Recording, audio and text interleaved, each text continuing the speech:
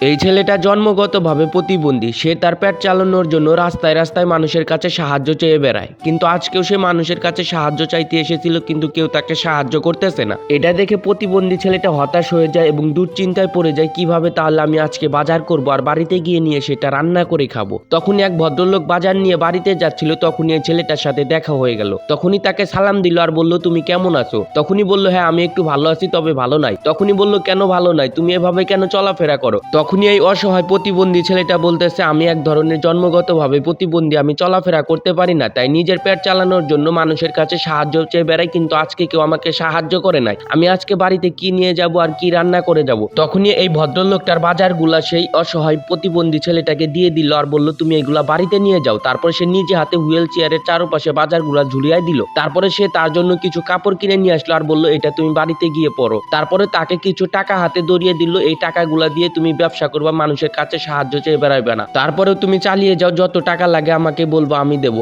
এমন কথা শুনে প্রতিবন্ধী ছেলেটা কান্না করে দিয়েছে আর বলল, তুমি কান্না করো না, আমি তোমার বড় ভাইয়ের মতো। এটা বলে তাকে বুকে জড়ায় নিল। প্রতিবন্ধী ছেলেটাও কান্না করতে করতে একসময় মুচকি হাসি দিল, কারণ তার এখন ব্যবসা করার মতো পুঁজি হয়েছে। সত্যি বলতে আমাদের সমাজে এমনও কিছু ভালো মানুষ আছে যারা গরিব অসহায় মানুষের পাশে দাঁড়ায় এবং তাদের মুখে হাসি ফুটায়। আপনার জীবনেও যদি কখনো সফলতা আসে বা টাকা পয়সা আসে, তাহলে গরিব অসহায় মানুষের পাশে দাঁড়াবেন এবং তাদের মুখে হাসি ফোটানোর চেষ্টা করবেন। আপনি যদি এই ভদ্রলোকটার ব্যবহারে খুশি হয়ে থাকেন, তাহলে অবশ্যই শেয়ার করে দিয়ে পাশে থাকবেন।